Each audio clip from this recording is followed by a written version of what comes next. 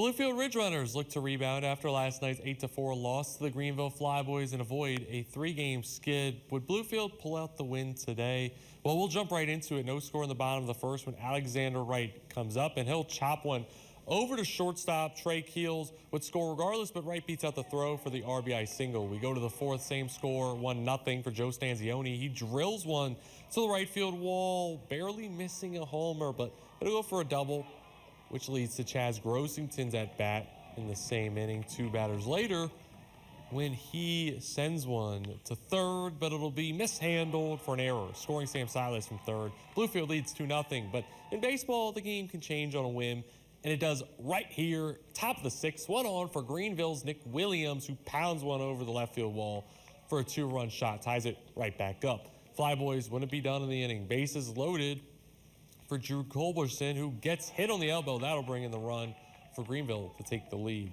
In the end, the Flyboys would tackle one more. Bluefield falls 4-2, now in a 3-game losing streak.